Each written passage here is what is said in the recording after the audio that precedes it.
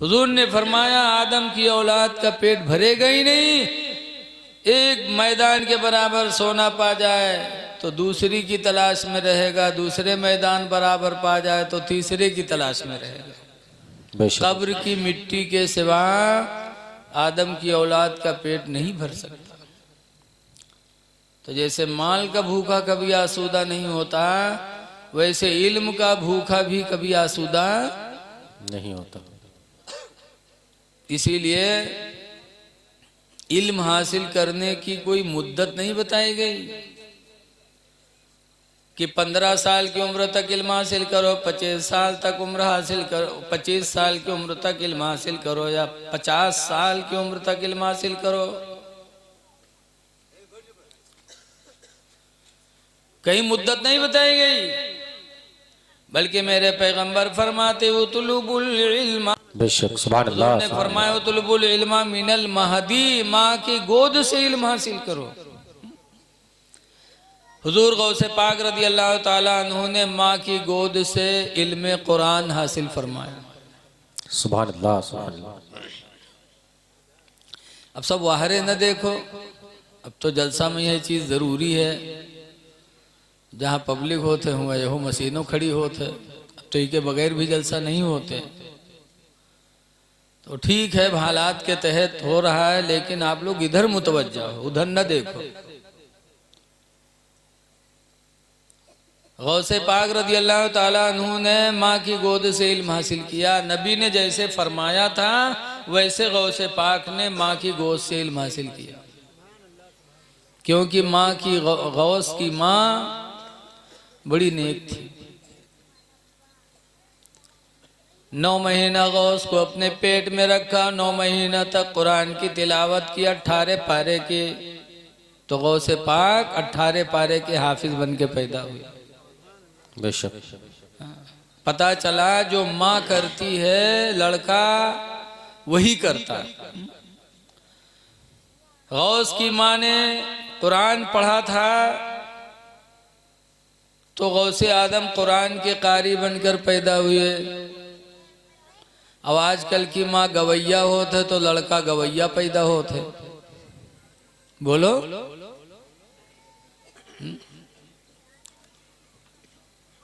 बहुत सी माँ बहनें, कहना नहीं चाहिए,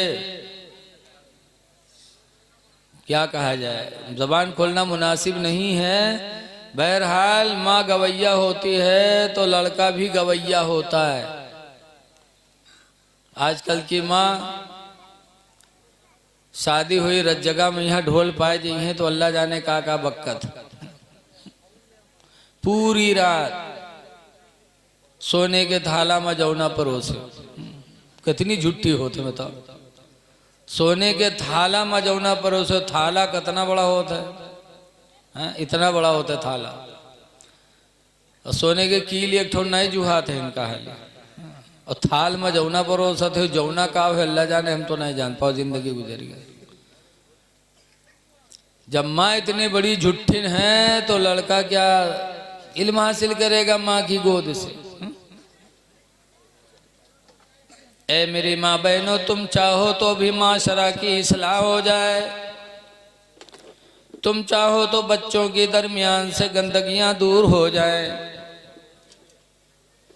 बड़े अफसोस की बात है, आज मैं ननपारा से आ रहा था और पेट्रोल टंकी पर तेल भराने गया तो तेल भराने वाले आपस में लड़ रहे थे कि वो कह रहे थे कि अगर मुसलमान शराब न पिए तो शराब का बिकना बंद हो जाए। एक ने कहा 100% पीते, एक ने कहा 80% पीते। सब मुसलमानों के ऊपर तबसरा कर रहे थे। इतना अफसोस हुआ सुनकर कि वो शराब जिसको अल्लाह के रसूल ने सरासर हराम फरमा दिया है, आज गैर कहते हैं कि मुसलमान शराब न पिए तो शराब बिकना बंद हो जाए। जबकि कुरान करीम में अल्लाह ताला ने फरमा दिया इन्नमल खमरो वल मैसरो रिजसुन, बेशक शराब और जुआ ये दोनों गंदगी हैं, मिन अमल शैतान, ये दोनों शैतान के काम हैं। शराब पीना ये इंसान का काम नहीं, शैतान का काम है। जुआ खेलना इंसान का काम नहीं, शैतान का काम है। कुरान ने कहा, मैं नहीं कहता। अल्लाह खुद कुरान में फरमाता, मिन अमल शैतान, ये शैतान के काम है। मुसलमानों, है नौजवानों, खुदा के लिए इन हराम चीज़ों के करीब न जाओ, वरना अल्लाह को और अल्लाह के रसूल को क्या मुंह दिखाओगे। आला हजरत ठीक फरमाते हैं कि रिज़्क़े खुदा खाया किया और फरमाने हक टाला किया। बेशक अल्लाह की रोज़ी खाते रहे और अल्लाह का फरमान टालते रहे। नमाज छोड़ी, ज़कात छोड़ी, हज छोड़ा, रोज़ा छोड़ा, और जिन चीज़ों से अल्लाह ने मना किया था उसके करीब चले गए। अफसोस करते हैं आला हज़रत कि रिज़्क़े खुदा खाया किया और फरमाने हक टाला किया। रिज़्क़े खुदा खाया किया, फरमाने हक टाला किया, और शर्मे नबी खौफे खुदा, ये भी नहीं वो भी नहीं। सुभान अल्लाह, सुभान अल्लाह। शर्मे नबी खौफे खुदा, ये भी नहीं वो भी नहीं। नबी ने फरमाया, शराब हराम हम पिए, फिर कब्र में मेरे नबी कैसे तशरीफ लाएंगे? बोलो।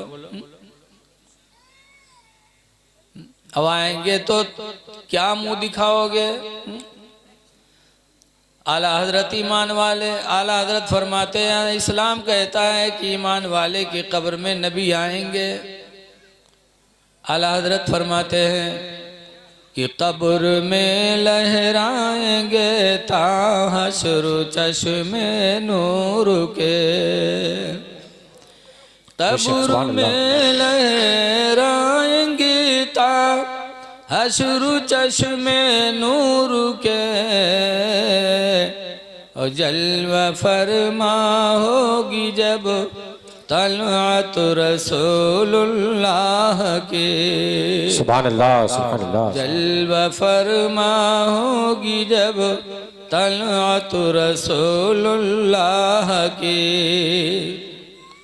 इसलिए लोगों, अल्लाह को डरो। जब मैं सुना पेट्रोल टंकी पे तो हमें इतना गम हुआ कि देखो ये हमको सुनाने के लिए कह रहे हैं, और हकीकत भी है। हम वहाँ ना बोले, हमने कहा ना ना ऐसा नहीं है, 10% कहीं होंगे। कहा नहीं नहीं मौलाना जी, पूरा मुसलमान पीता है। हमने कहा नहीं 10% होंगे। तो जब वहाँ से आगे बढ़े तो जो लड़का मेरी गाड़ी चला रहा था उसने कहा, मौलाना साहब सही कहते हैं, ये नौजवान बच्चे जो बाहर जाते हैं ये अक्सर शराबी हो गए, नशेड़ी हो गए। शराब बर्बादी का जरिया।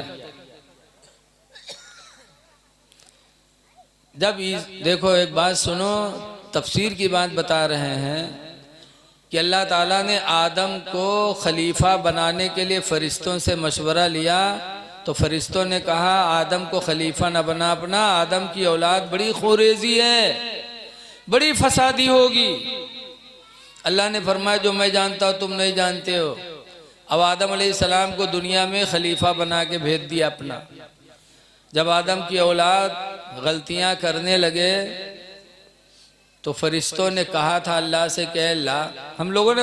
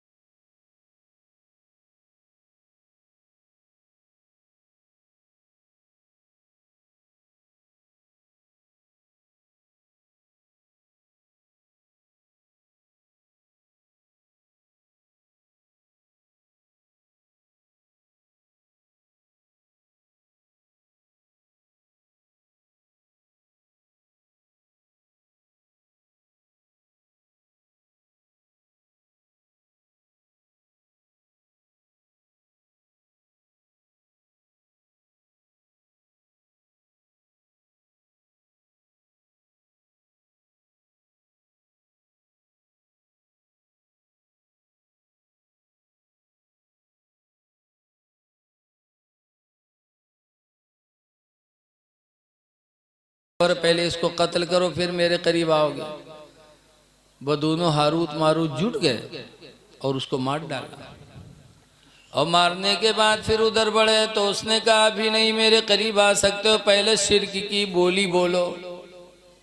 तो शिर्क की बोली भी बोल दिए। जो गुनाह पहले करने के लिए तैयार नहीं थे, शराब की नशे में वो गुनाह भी कर रहे हैं। शिर्क की बोली भी बोल दिया। फिर करीब बढ़े तो लड़के ने कहा नहीं अभी नहीं, इसमें आदम बताओ। इसमें आदम बताया। वो लड़की इसमें आदम पढ़ी और आसमानों में चली गई। आप ये जिसके लिए सब कुछ किए थे उसके लिए उससे हाथ धो बैठे। तब उस जमाने के एक पैगंबर थे हजरत इदरीस अलैहिस्सलाम, वहां गए तो उन्होंने अल्लाह से दुआ मांगी। तो अल्लाह ने फरमाया उनसे कह दो कि दुनिया की सजा चाहते कि आखिरत की।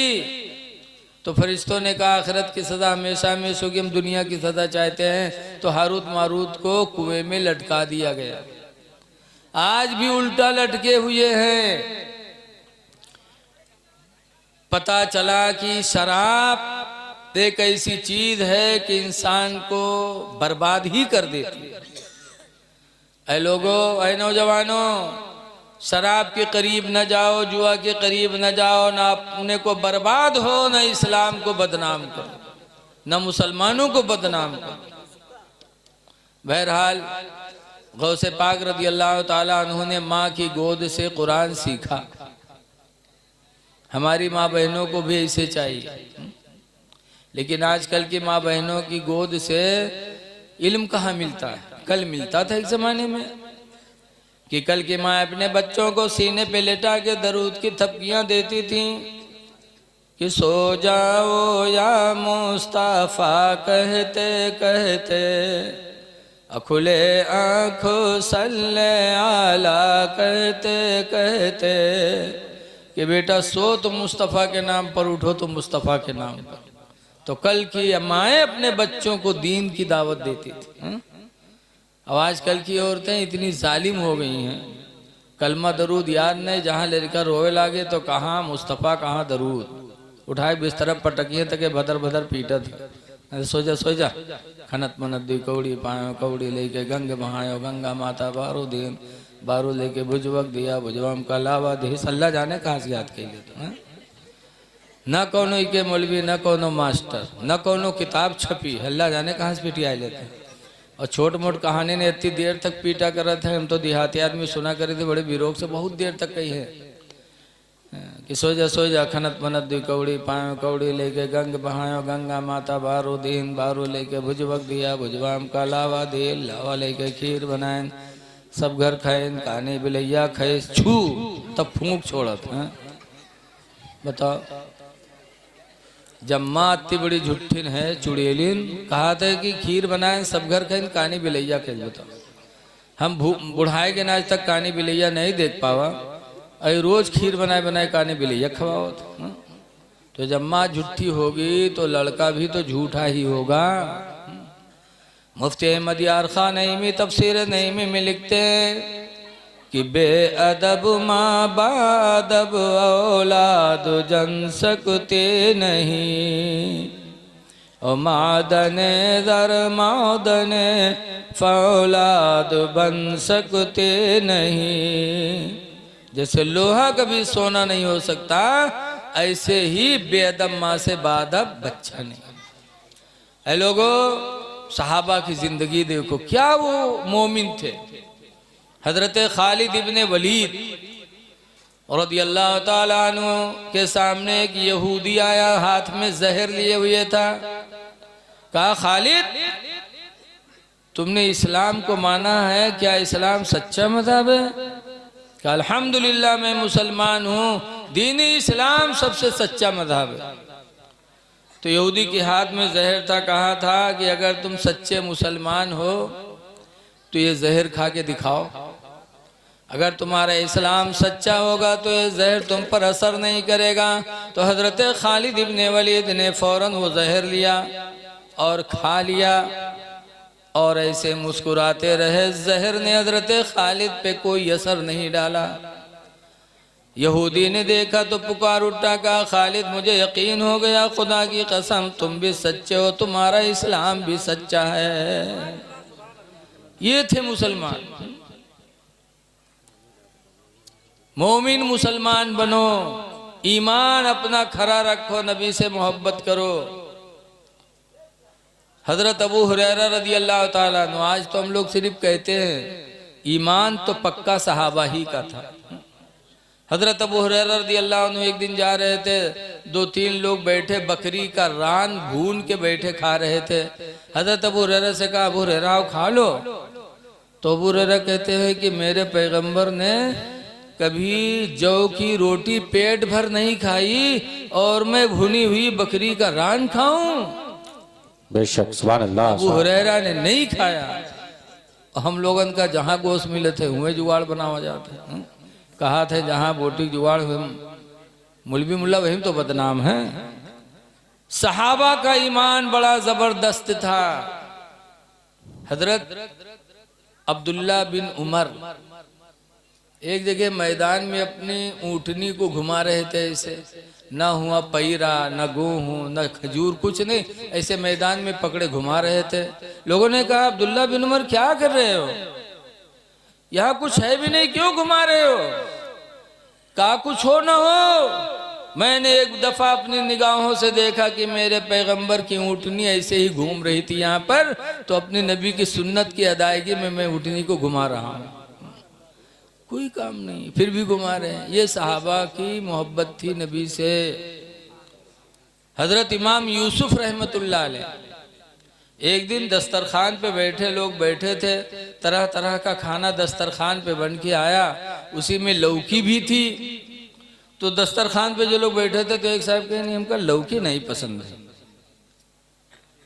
जैसे उन्होंने कहा मुझे लौकी पसंद नहीं है, वैसे हजरत इमाम यूसुफ रहमतुल्लाह अलैह ने तलवार उठाया और खड़े हो गए, खाना छोड़ के तलवार उठा के खड़े हो गए।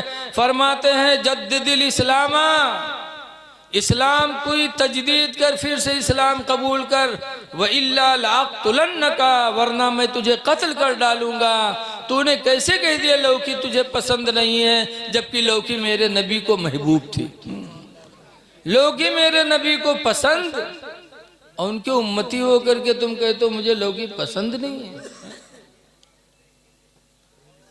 ये ईमान था बुजुर्गों में, वो मोमिन बन के दुनिया से गए, और आज हम नाम के मोमिन हैं। आप लोग आपस में बात करो थे यार, अच्छा नहीं लगा था।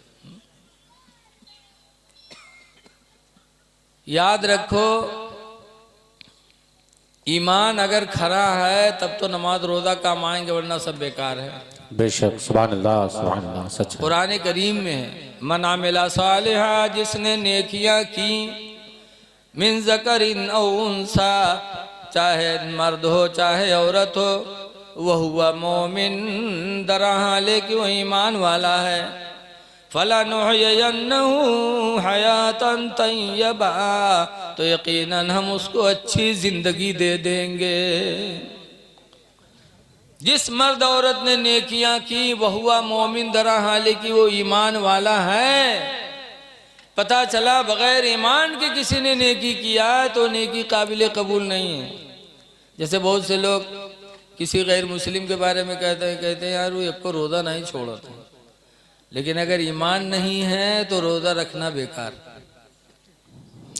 कोई सदका करता है लेकिन ईमान नहीं तो सदका बेकार। क्यों? अल्लाह ने शर्त लगा दी है, दरा हाली को ईमान वाला हो तो फलानुहयिन्नहु हयातन तय्यबा, तो अल्लाह कहता हम उसको अच्छी जिंदगी दे देंगे। सुभान अल्लाह। अब अच्छी जिंदगी के मतलब हम लोग ही सोचे थे कि अल्लाह विधायक बनाए दे, प्रधानमंत्री बनाए दी, सरकारी नौकरी मिल गई ना, ये अच्छी जिंदगी का मतलब नहीं है। हजरत इमाम मालिक रदी अल्लाह ताला अन्हु 4 इमामों में एक इमाम है, उनसे पूछा गया कि हयात तैयबा का मतलब क्या है, अच्छी जिंदगी क्या है?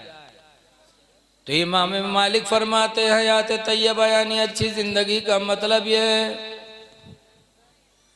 अल्लज़ी याकुलु हलालन व यल्बसु हलाला। अच्छी जिंदगी का मतलब यह है कि वो हलाल रोजी खाएगा और हलाल लिबास पहनेगा। सुभान अल्लाह, सुभान अल्लाह, सुभान अल्लाह। सबसे अच्छी जिंदगी उसकी है जिसकी रोजी हलाल हो और जिसके कपड़े हलाल हो। सुभान अल्लाह, सुभान अल्लाह। और विधायक बन गया, प्रधान बन गया, मौलाना बन गया, वकील बन गया, लेकिन अगर रोजी हलाल नहीं है और लिबास हलाल नहीं है तो उसकी जिंदगी अच्छी जिंदगी नहीं है। कुरान कह रहा है हयात तैयबा तो उसी मोमिन को मिलेगी जिसकी रोजी हलाल हो, जिसका लिबास हलाल हो। सुभान अल्लाह। नारे तकबीर, नारे रिसालत, नारे रिसालत, रसूलुल्लाह जश्न ईद मिलादुन नबी, मसलके आला हजरत, उलमाए अहले सुन्नत, हजरत अल्लामा रफीक आलम साहिब क़िबला। नारे तकबीर, नारे रिसालत। इसीलिए गौसे पाक के अब्बा बगदाद की दरिया में एक सेब देखे थे, बहुत भूखे थे, बहुत ज्यादा भूखे थे, तो सेब उठा के खा लिया था। और खा लिया, लेकिन बाद में याद आया कि ये सेब पता नहीं किसका था, मैंने पूछा भी नहीं, वो खा लिया। एक कमेटीन वाले ज्यादा बकबगई हो तो कैसे काम हो यार।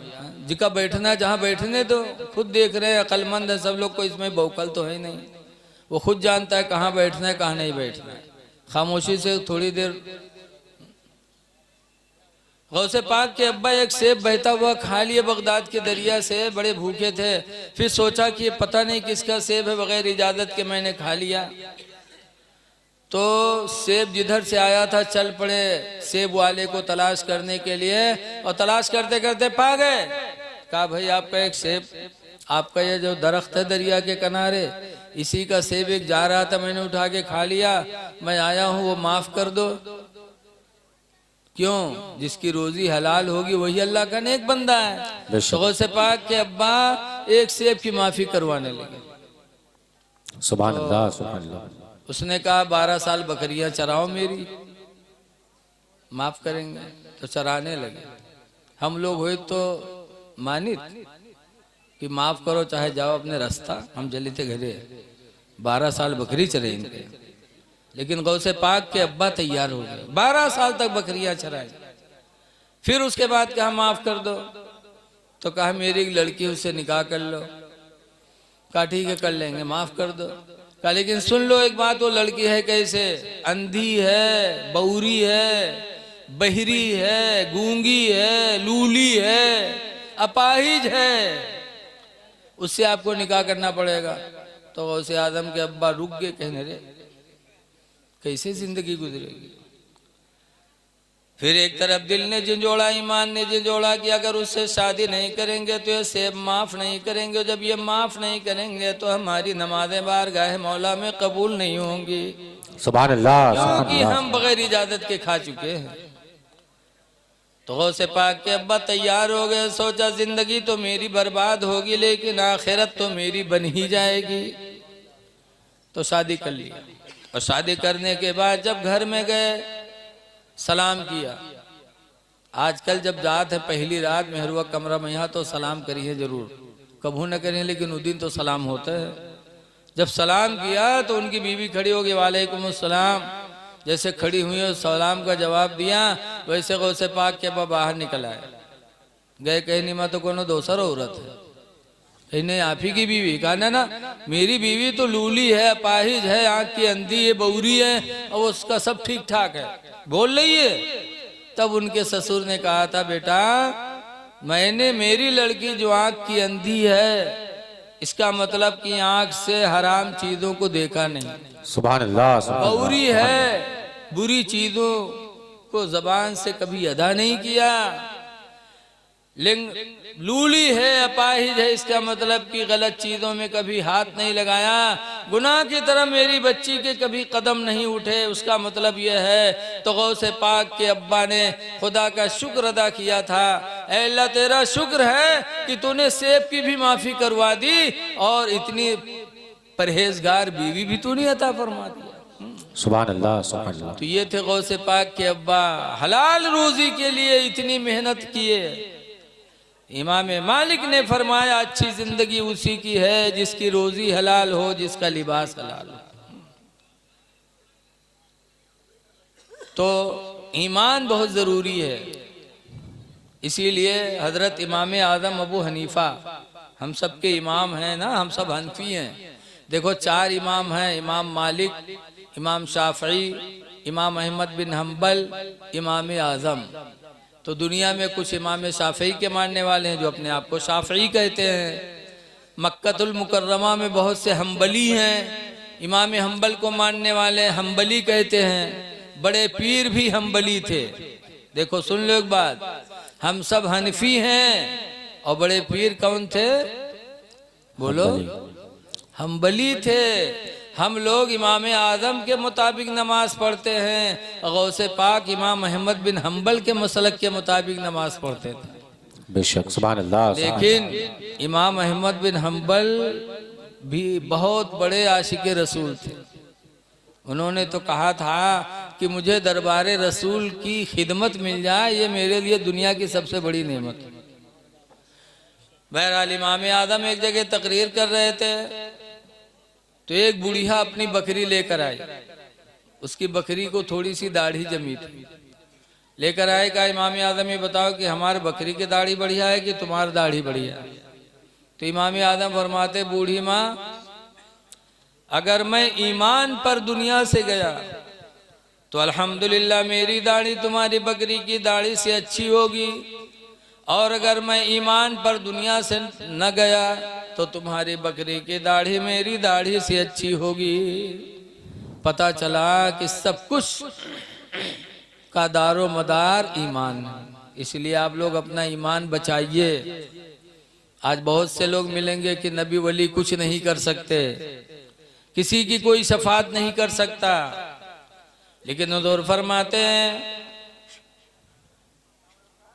अन जाबिरिन काला काला रसूलुल्लाही, हजरत जाबिर से रवायत है, फरमाते अल्लाह के नबी ने इरशाद फरमाया, मन काला हीना यस्माउन निदा, जिसने अजान सुन करके पढ़ा अल्लाहुम्मा रब्ब हाज़िही दावती ताम्मा वस्सलातिल काइमा, अजान सुनने के बाद जिसने अजान की दुआ पढ़ ली तो हुज़ूर फरमाते फकुन्तु लहू यौमल क़ियामत शाफ़िअन व शहीदा, तो क़यामत के दिन मैं उसकी शफ़ाअत भी करूँगा और उसके ईमान की गवाही भी दूँगा। सुभान अल्लाह सुभान अल्लाह। नारे तकबीर, नारे रिसालत, नारे रिसालत, जश्न ईद मिलादुन नबी, मसलके आला हजरत, इश्क मोहब्बत, इश्क मोहब्बत, प्यार मोहब्बत, प्यार मोहब्बत, बस्ती बस्ती करिया करिया,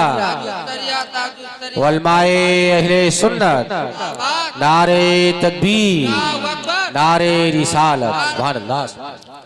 तो इस हदीस से साबित हुआ कि हुजूर क़यामत के दिन शफाअत कराएंगे।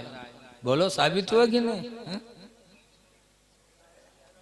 एक जगह भी फरमाया हुजूर ने, मन हफिज़ अला उम्मती 40 हदीसा, जिसने मेरी उम्मत को 40 हदीस पढ़ के सुना दिया तो लिखा है बासहुल्लाहु फ़क़ीहन यौमल क़ियामा, अल्लाह ताला 40 हदीस सुनाने वाले को क़यामत के दिन फ़क़ीह बना के उठाएगा।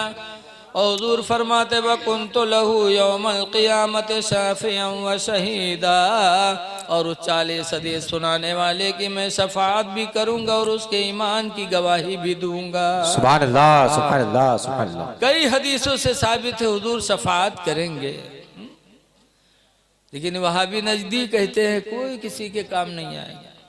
आला हजरत इमाम अहले सुन्नत फरमाते हैं कि पेश हक मौजूदा शफाअत का सुनाते जाएंगे, सुभान अल्लाह। आप रोते जाएंगे हमको हंसाते जाएंगे, उसवत दी है खुदा ने दामन महबूब को, और जुर्म खुलते जाएंगे और ये छुपाते जाएंगे।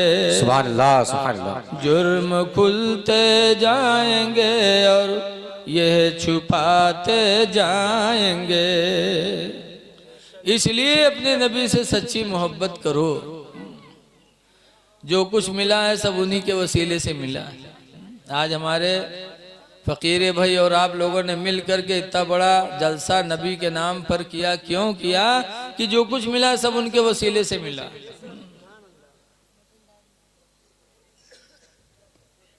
सब कुछ उन्हीं के वसीले से मिला। हदीस कुदसी लौला कलमा खलक़तुल अफ़लाक वल अर्दीन, महबूब अगर तुम न होते तो ज़मीन व आसमान में कुछ भी नहीं बनाता। इसीलिए आला हज़रत फरमाते हैं कि होते कहाँ खलीलो बिना काबा मीना। सुभान अल्लाह सुभान अल्लाह सुभान अल्लाह। कहाँ खलील पैगंबर होते, कहाँ काबा बनता, कहाँ मीना का मैदान होता। अगर मेरे नबी न होते तो कुछ भी न होता। होते कहाँ खलीलो बिना काबा मीना। होते कहाँ खलील बिना काबा मीना। लौलाक वाले साहिबी सब तेरे घर की है। सुभान अल्लाह सुभान अल्लाह।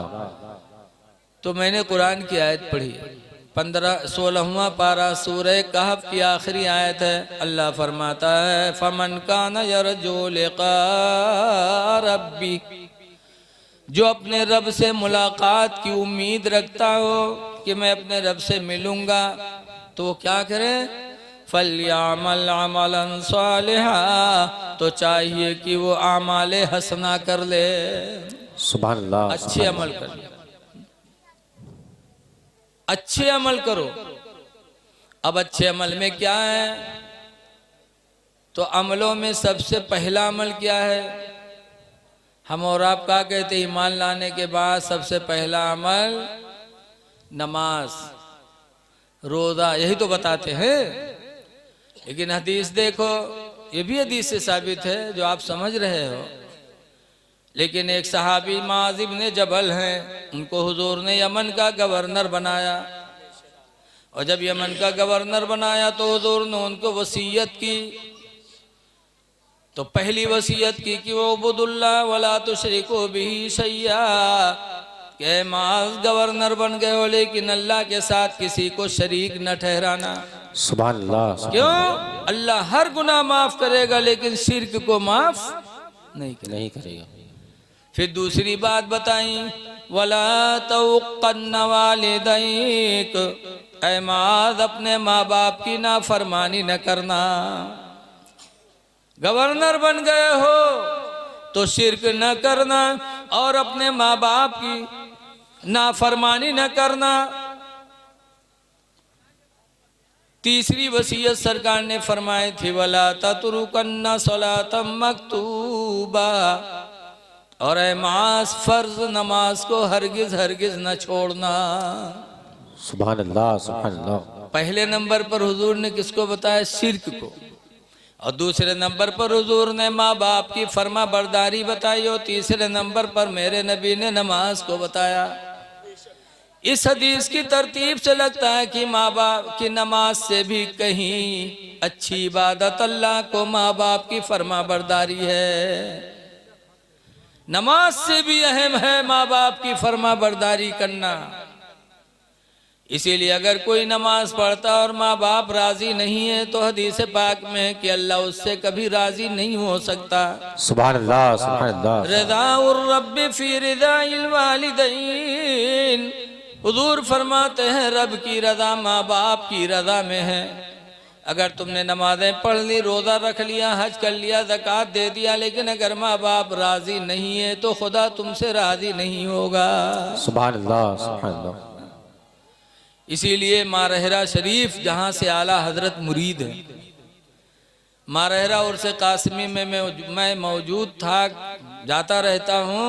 तो वहाँ के सज्जादा नशीन हुजूर नजीब हैदर मियाँ खड़े होते हो कहते हैं मेरे मुरीदो, अय बरकाती मुरीदो, दूर दूर से आने वालों एक बात सुन लो, तुम लोग किस लिए आए हो? इसलिए आए हो ना कि पीर के यहाँ जाएंगे तो पीर बख्शवा देंगे। हजरत फरमाते हैं खुदा की कसम सुन लो। कहते हैं कि लोगो सुन लो, जब तक कि तुम्हारे माँ बाप तुमसे राजी नहीं होंगे तुम्हारा पीर तुमको बख्शवा नहीं पाएगा। सुभान अल्लाह, सुभान अल्लाह, सुभान। ये हुजूर नजीब हैदर मियाँ किबला अपने मुरीदों से कहते हैं। पता चला कि माँ बाप को राजी करना बहुत जरूरी है। इसीलिए लिखा है कि 3 लोग दुनिया में ऐसे हैं। एक हफ्ता हुआ नानपारा में मैं बैठा था, एक साहब मेरे बगल में बैठे थे, मेरा पढ़ाया हुआ बच्चा निकला तो मुसाफा मिला तो मेरा हाथ चूमा, तो मैंने हाथ खींच लिया, नहीं आदत है अपनी चुमाने की। तो वो साहब बैठे थे तो बच्चा चला गया तो कहते हजरत हाथ चूमना शिर्क है ना? तो हमने कहा नहीं शिर्क तो नहीं है। कहने हमने सुना शिर्क है। हमने कहा शिर्क नहीं है। शिर्क कहते हैं अल्लाह के अलावा किसी दूसरे को अल्लाह मानकर उसकी इबादत करना, इसका नाम है शिर्क। बेशक। और हाथ चूमना शिर्क नहीं है, बल्कि 3 लोगों का हाथ चूमना तो मेरे नबी ने मुस्तहब बताया है। सुभान अल्लाह, सुभान अल्लाह। नंबर 1 पर माँ बाप, माँ बाप का हाथ चूमना इस्लाम में मुस्तहब है, सवाब का काम है। दूसरे नंबर पर उस्ताज। अब उस्ताज में पढ़ाने वाला भी आ गया, नमाज पढ़ाने वाला इमाम भी आ गया और पीर भी आ गया, तो इनका हाथ चूमना मुस्तहब। और तीसरे नंबर पर कोई हाकिम इस्लाम हो, इस्लामी हाकिम हो, तो उसके भी हाथ, उसके भी पैर को, उसके भी हाथ को चूमना, बोलो यार कुछ तो बोल दो, मुस्तहब है। इसलिए माँ बाप की फरमा बरदारी भी करो और माँ बाप के हाथ को बोसा दे दो तो अल्लाह भी खुश होगा, अल्लाह के रसूल भी खुश होंगे। सुभान अल्लाह, सुभान अल्लाह। और लिखो और सुनो, 3 लोगों की दुआएं कभी ठुकराई नहीं जाती। आज तुम दौरे घूमो तो बहुत दूर दूर जात हो दुआ करवावे, पीर साहब के पास दुआ करवावे जात हो, नहीं लिखा है कि पीर दुआ करेंगे तब कबूल होगी। चले गए पीर साहब के पास दुआ करवाने के लिए पैसा खर्च करके, लेकिन सुनो दुआएं कहाँ कबूल होती हैं? 3 जगह है जहां दुआ कबूल होती है।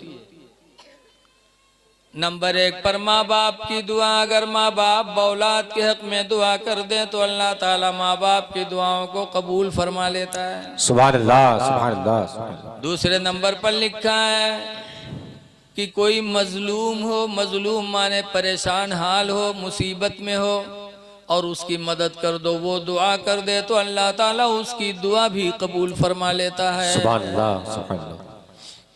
और तीसरे नंबर पर बताया गया कि कोई मुसाफिर हो, सफर में हो और उसकी मदद कर दो, उसका सहारा बन जाओ, मुसाफिर खुश होकर के दुआ कर दे तो उसकी दुआ अल्लाह कबूल करेगा। सुभान अल्लाह, सुभान अल्लाह। तो दुआ की कबूलियत की जगह ये है। क्यों जाते हो 1500? तुम माँ बाप को राजी कर लो, ये दुआ कर देंगे, तुम्हारी दुआ अल्लाह कबूल कर लेगा। कोई परेशान हाल हो, मोहल्ले में हो, गांव में हो, मुसीबत में हो, उसका सहारा बन जाओ, उसकी मदद कर दो और दिल से उसने दुआ कर दिया तो तुम्हारा बेड़ा पार हो जाएगा। सुभान अल्लाह। और ऐसे कोई मुसाफिर गुजरे, आजकल मुसाफिरों का कोई पुरसान हाल नहीं होता। ख़ास तौर से अगर कोई रमज़ान में आ गया तो रमज़ान में भी लोग नहीं होते। रमज़ान में हम ही लोग ज़्यादा मुसाफिर बने थे। अक्सर मौलवी बेचारे मस्जिद में सो जाते भूखे, देहातों में ज़्यादा, शहर में कम। कोई मुसाफिर पहुंचा मस्जिद में, हम नमाज़ी पढ़ पढ़ के सब चले गए, अब बेचारा अकेले बचा है। तो अगर कोई बुलाए भी ले कि चलो हमरे घरे तुम जाओ, तो घरे जाते तो अगर बीवी से कहा था कि मेहमान आए तो नहीं खाना दे, तो कहें कस मेहमान कहाँ के? अरे मस्जिद में आए रहा है, कोई हुई है कहूँ के तो बुला लाए। तो कहते इतना बड़ा गांव पड़ा रहा है, कोई नहीं लेगा, तुम इन बहुत बड़े सेठ रहो, तुम इन बुला लाओ, जाओ बनाओ खवाओ। तो आजकल इन माँ बहनों की वजह से नेकियां नहीं कर मिलती। ऐ लोगो मुसाफिरों को राजी करो, कोई भी मुसाफिर आ जाए उसका सहारा बन जाओ, अल्लाह तुमसे राजी हो जाएगा।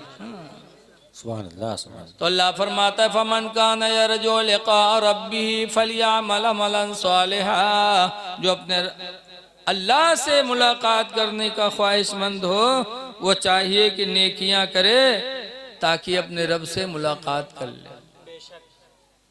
देखो हमारे बाद कई शायरों की नात होनी और हजरत अल्लामा मौलाना रहमतुल्लाह साहब का बेहतरीन बयान होना है, और बज गए हैं 9, नहीं 10, 9 7 पे तो हम बैठे ही थे। इसलिए 12 तक का वक्त बड़ा कीमती वक्त होता है, उसके बाद लोग भागने लगते हैं। तो हम आपसे गुजारिश करते हैं कि आप जाए ना, आज गौसे आदम की महफिल में आए हो, यकीनन गौसे पाक देख रहे हैं। हदीस शरीफ में है कि वली जब तक जिंदा रहता है उसकी ताकत अगर 50% होती है तो बादे विसाल उसकी ताकत बढ़ जाती है, 100% हो जाती है। बेशक सुभान अल्लाह। अल्लाह वाले जब जाहिरी दुनिया छोड़कर बातिनी दुनिया में जाते हैं तो अल्लाह ताला उनका इख्तियार और बढ़ा देता है। गौसे आदम बगदाद की जमीन पे आराम फरमा है, लेकिन अल्हम्दुलिल्लाह हम लोगों को देख रहे हैं। बोलो, खुद कहते थे नजर तो इला बिलादिल्लाहि जमा। गौसे पाक कहा करते थे मैं अल्लाह के शहरों को ऐसा देखता हूँ कखर दलतिन अला हुक्म इत्तिसाली, जैसे कि रई का दाना मेरी हथेली पे रखा। सुभान अल्लाह सुभान अल्लाह। तो सबको देख रहे हैं जी।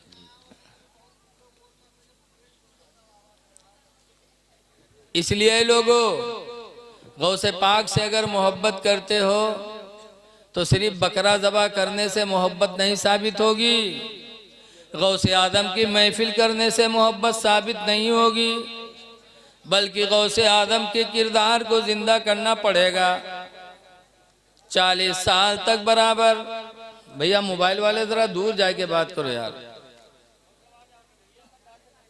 गौसे पाक रदी अल्लाह ताला अन्हु 40 साल तक ईशा के वजू से फजर की नमाज पढ़ी।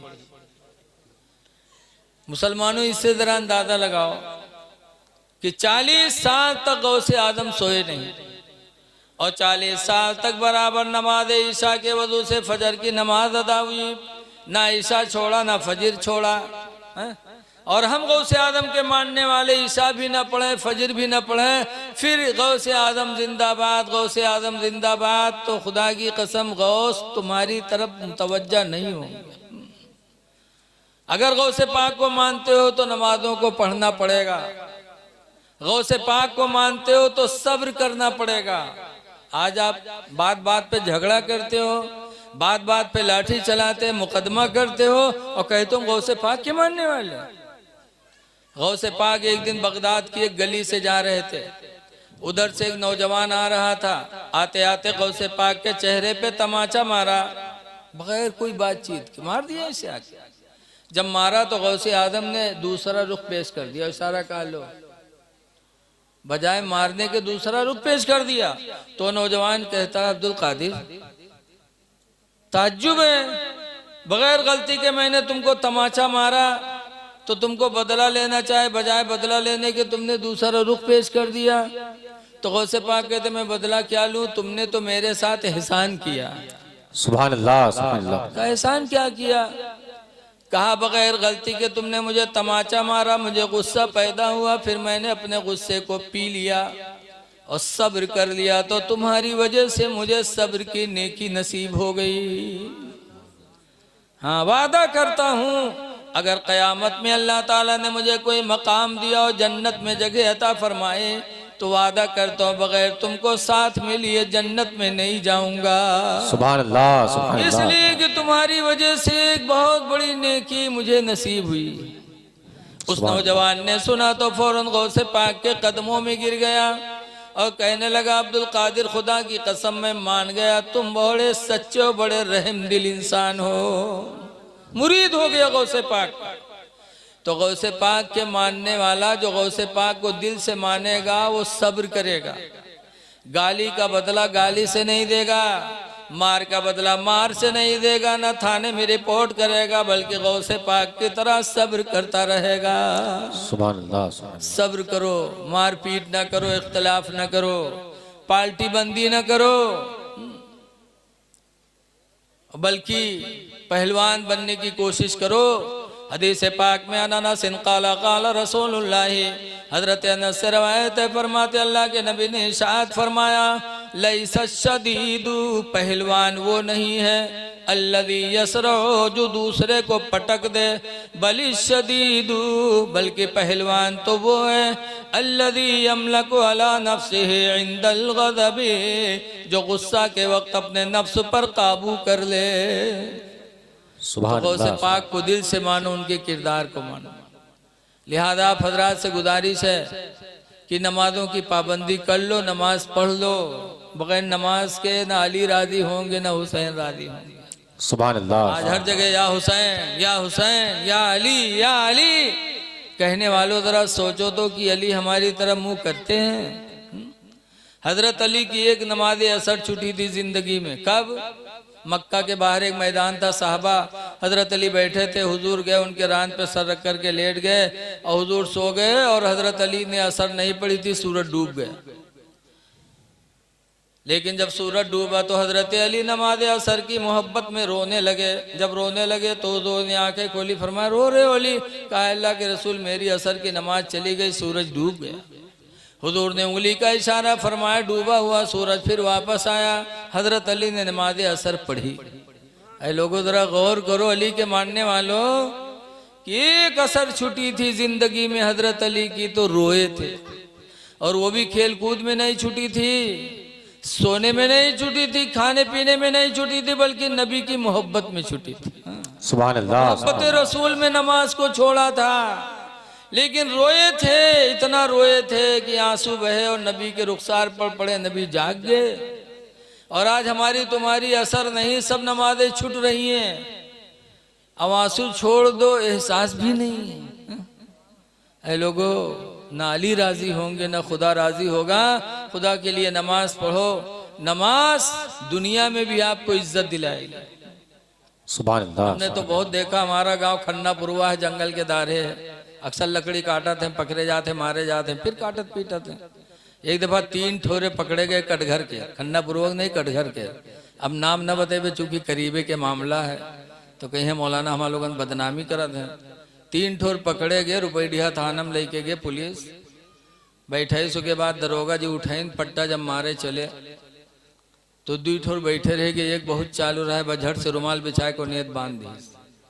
जब नमाज शुरू कर दी तो 2 ठोर जन बैठे रहा, उनका दरोगा जी मार वार के जब उके लंग बढ़े तो फिर नियत बांध ली, तो लौट गया, फिर उन्हीं दोनों का मारी।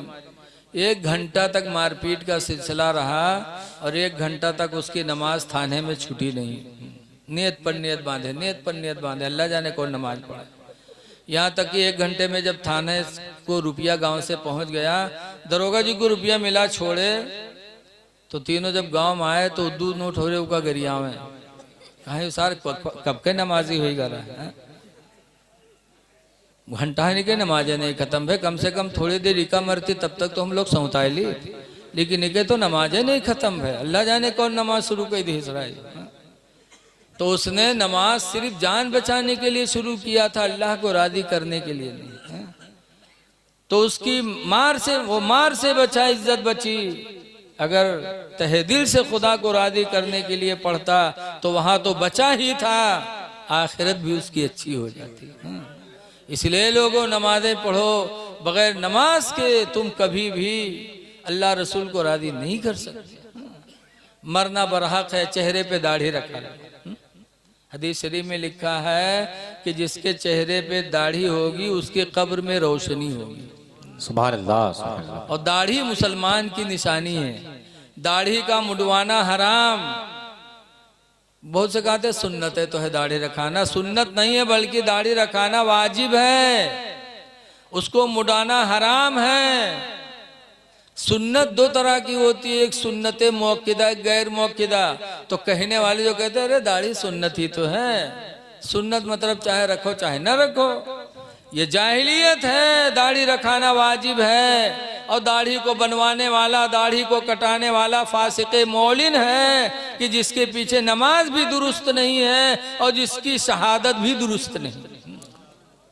बेशक। लेकिन आज अक्सर जब गांव में निकाह हुए तो गवाही खातिर वो दड़मुंडे वही उठते हैं ज्यादा था, जबकि दड़मुंडे की गवाही इस्लाम में मोतबर नहीं है।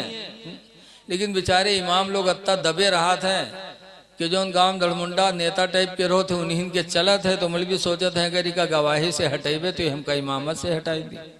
तो बेचारे मजबूरन कुछ नहीं बोला थे। दाढ़ी रखा लो, कब्र में रोशनी का सहारा है दाढ़ी। आखिर नबी ने किससे फरमाया था? हदीस पाक में उन्होंने फरमाया था खालिफुल मुशरिकीन, ऐ लोगों मुशरिकीन की मुखालिफत करो। कालू कैफा मुखालिफो, सहाबा ने कहा अल्लाह के रसूल हम मुशरिकीन की मुखालिफत कैसे करें? तो उन्होंने फरमाया कस्तुश शवारिब, मोछों को कतरवा डालो, वाफुल्लोहा, और दाढ़ी को बढ़ा लो। ये हुजूर ने मुसलमानों ही से कहा था, गैरों से नहीं कहा था। इसलिए दाढ़ी रखा लो, नमाजें पढ़ लो, खुदा जाने किस वक्त बुलावा आ जाए। अब तो सोवत आदमी चला जाता, अब तो अटैक चला है। इसलिए नमाजें पढ़ लो, खुदा जाने किस वक्त बुलावा आ जाए, कुछ पता नहीं है। किसी कहने वाले ने कहा है कि कोई गुल बाकी रहेगा ना चमन रह जाएगा। सुभान अल्लाह। एक रसूलुल्लाह का दीन हसन रह जाएगा। हम सफीरो बाग में है कोई दम के चह चह, और बुलबुलें उड़ जाएंगी सुना चमन रह जाएगा। सुभान अल्लाह, सुभान अल्लाह। अवतुल सो कम ख्वाब की पोशाक पे नाज़ान हो, अतुल सो कम ख्वाब की पोशाक पे नाज़ान हो। इस तन बेजान पर खाले कफन रह जाएगा। सुभान अल्लाह, सुभान तो अल्लाह। मरना बरहक है, इसलिए तैयारी कर लो। लेकिन हम लोगों के दिल बहुत ढीठ हो गए। मिट्टी दे जावा जाता है, देखा जाता है सब कुछ, लेकिन हुआ पंचायते रहा था, दिल बहुत ढीठ हो गए। जैसे कि बताते हैं बुढ़वा रहा है, बीमार होएगा तो क्या लड़काओं का चार पे घेर बैठे, अब्बा ये बात अब्बा वो बात, तो बुढ़वा कहते भैया रे हम बच न पेवे। तो कहीं तब अब्बा, तो कहीं जो हम मर जेबे ना तो हमारे कफन में पुरान कपड़ा लगायो। तो लड़कों कहें अब्बा यूँ कहाँ वही पे, गाँव वाले कहा कहीं रिश्तेदार कहा कहीं हैं, तो कहीं गाँव वाले चक्कर में पड़ गया कि हमका फंसाए दे हो रे तुम लोग। कहीं कहा है अब्बा, कहने रे पुरान कपड़ा में लपेट के रखियो ताकि मुनकर नकीर हिसाब ले आई हैं, देखिए कफन पुरान। तो कहें ये तो बहुत पहले मर चुका है, कहीं हिसाब होगा वही छोड़ो। तो छोड़ छाड़ चले जाइए हैं और नवा कपड़ा में लपेट के रखियो, जुड़ते जुट जाइए कि न जुटी हैं रे। ऐसे ऐसे दलाल बुढ़वा पड़े हैं कि जिंदगी भर तो दलाली पे करबे कि इन्हें मरे के बादो सोचा था कि हूँ दलाली कह ले। लेकिन ऐ लोगों कब्र बड़ी कठिन जगह है, बहुत कठिन जगह है। कब्र को याद करके रसूलुल्लाह के ससुर हजरत उमर फारूक आदम और हुजूर के खलीफा भी हैं। हजरत उमर के बारे में मेरे नबी ने फरमाया कि उमर की उतनी नेकियां हैं जितने कि आसमान में तारे हैं। लेकिन फिर भी हजरत उमर कब्र को याद करके रोते थे और कहते थे या अल्लाह तू मुझे इंसान न बनाता, दुनिया का कोई तिनका बना देता ताकि हिसाब कब्र से मैं बच जाता। सुभान अल्लाह, सुभान और अल्लाह। इतना रोए लिखा है मुकाशफतुल क़ुलूब में कि रोते रोते आंसू बहते बहते हजरत उमर के दोनों तरफ काले निशान पड़ गए थे ऐसे, जो आखिरी दम तक मिटे नहीं। अमीरुल मोमिनीन रोते थे, कहते थे या अल्लाह तू मुझे इंसान न बनाता, दुनिया का कोई तिनका बना देता ताकि कब्र में हिसाब से मैं बच जाता। जिनकी नेकियों की गवाही पैगंबर दें, उनका खौफ ये। अवाला हजरत जैसे आलिम वली मुजद्दिद वो भी कब्र को सोचते थे तो फरियाद करते थे या रसूल अल्लाह खड़े हैं मुनकर नकीर सर पर, न कोई हामी न कोई आवर। सुभान अल्लाह सुभान अल्लाह। आला हजरत कब्र की मंजिल को याद करके और अपने नबी की बारगाह में फरियाद किया करते थे, खड़े मुनकर नकीर सर पर, न कोई हामी न कोई आवर। और बता दो आकर मेरे पैगंबर के सख्त मुश्किल जवाब में है। सुभान अल्लाह सुभान अल्लाह अल्लाह। ताला हमको आपको अमाल सालिहा करने की तौफीक अता फरमाए और इस जलसे को अल्लाह ताला कबूल फरमाए। अगला प्रोग्राम हमारे नादिम साहब पेश करेंगे। अस्सलामु अलैकुम व रहमतुल्लाहि व बरकातुहू।